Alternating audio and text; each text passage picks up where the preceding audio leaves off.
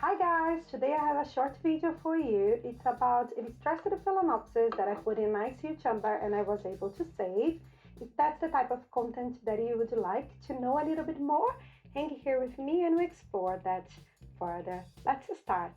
So this baby here, I have filmed a short, I think it was around 6 months ago, where I showed you that I had this very stressed Phalaenopsis, and it's a dearie one to me because not the kind of hybrid that you find everywhere. Actually, this was the first time that I saw it and the only time. And I noticed that the plant wasn't pushing through new roots and was very dehydrated, and I didn't want to lose it. So I created this chamber that's basically, I had a glass container that I was reusing. I put another glass container on the top of it and some moss on the bottom. It took a while for this plant to do anything for me. Basically, after around 6 months, it decided to push out a keiki, and the keiki developed pretty quickly and push out new roots, which is an amazing sign. So what I have here is basically the mother plant that keeps pushing new leaves as well, and the keiki. I know that there are some roots inside this pot, and the roots are long enough for this orchid to be repotted, and I can remove it from this ICU chamber. Usually you only remove these plants from this ICU chamber if the roots are around 10 centimeters or more long. You don't want to disturb the roots before that, because if the root's not absorbing water on its own yet, you basically can kill the whole plant, and you don't want to do that. So in order for your plants to be able to survive on its own, you need to wait for the roots to be at least 10 centimeters long. Since I have longer roots and I can see that my plant is doing well, what I'm gonna do today, I hope you enjoy it, is to check on the roots, see how everything is doing. I wanna check if the mother plant have pushed any roots as well, or only the keiki, and I'm gonna show you what I do about it, and we'll repot this beauty together. So let's start. So here it is, my beautiful plant. Let's see what we have inside.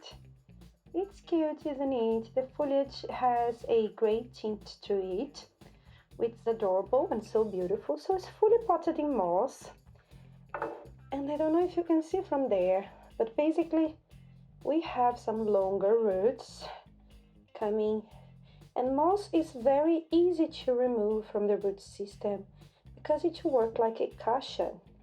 So easily we can just come and remove everything. Why I'm removing the moss? I could reuse it because the quality of this moss is really good.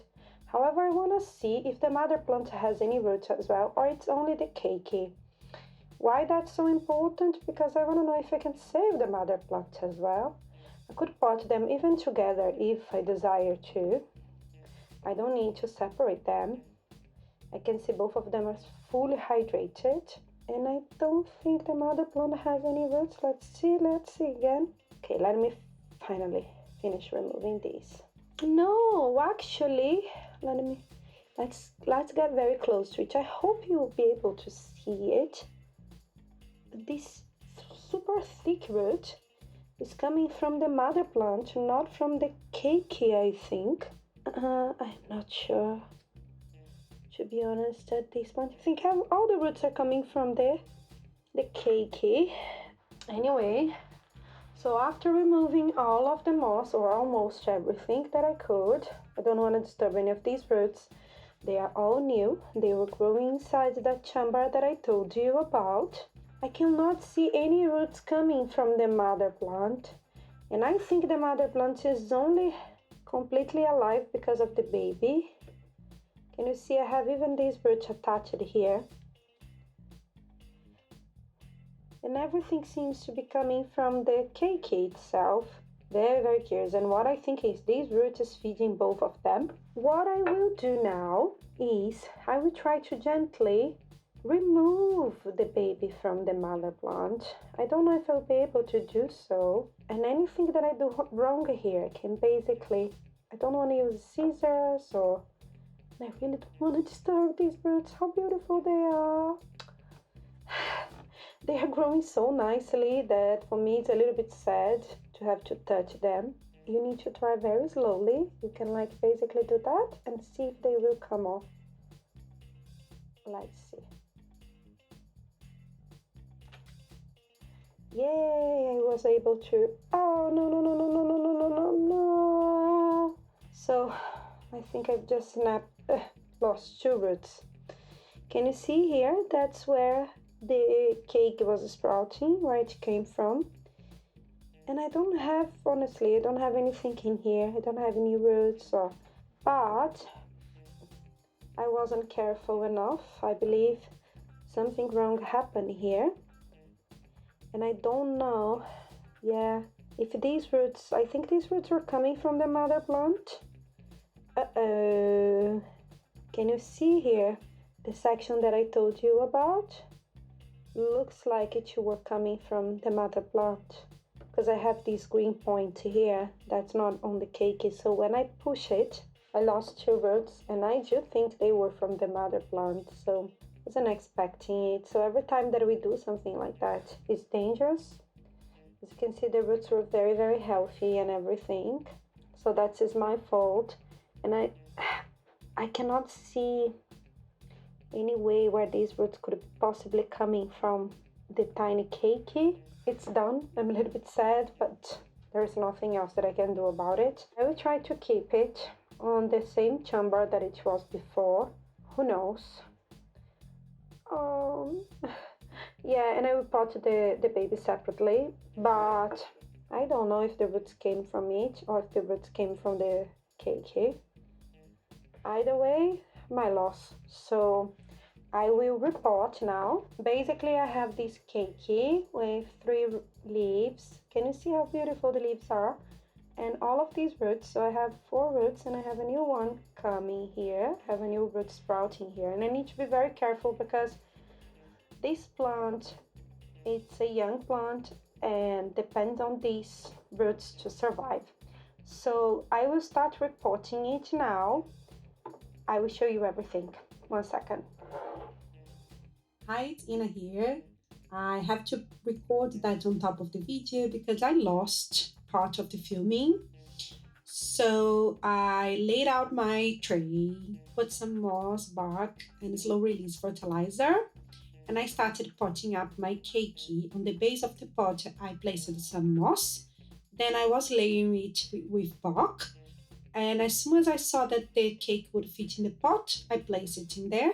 Not too deep to bury the leaves, because otherwise it could rot the crown or the stem. So it needs to be above the mix, but all the roots inside, because the roots needs to be in contact with the moisture and humidity that the mix will provide. I was basically showing you that while I was potting up my keiki. And now let's return to the video. So now is the last layer of bark.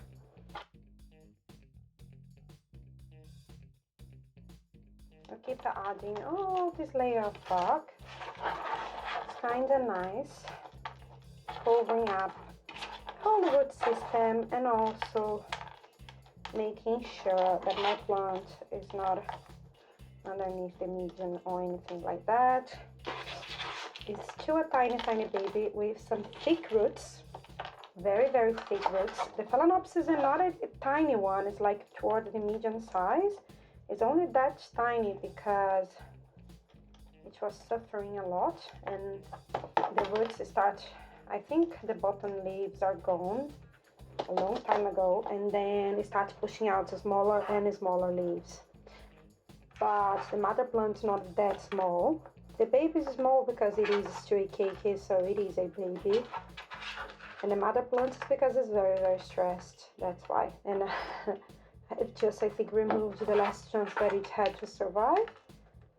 More than the keiki, but okay. There we go. My plant is potted.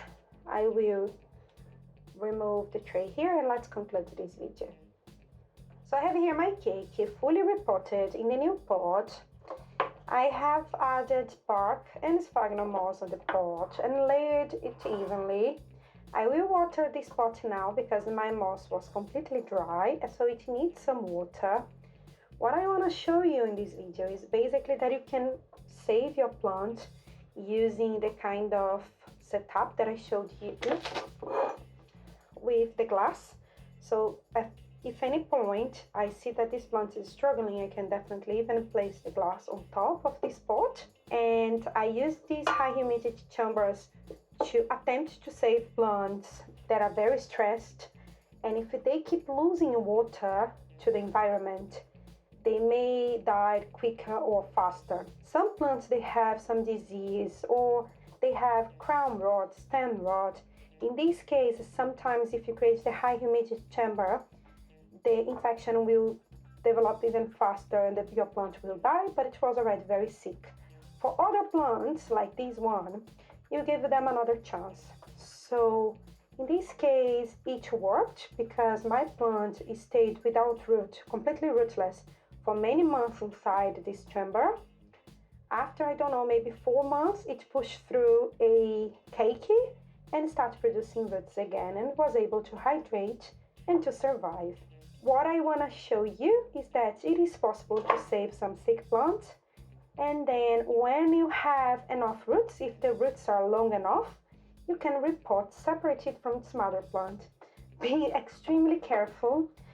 I was trying to check because all the roots were together. I wasn't sure if it was coming from the mother plant, but I think the point that the cake was attached was very close to where the roots from the mother plant were. That's why when I tried to pull the keiki, the roots came together.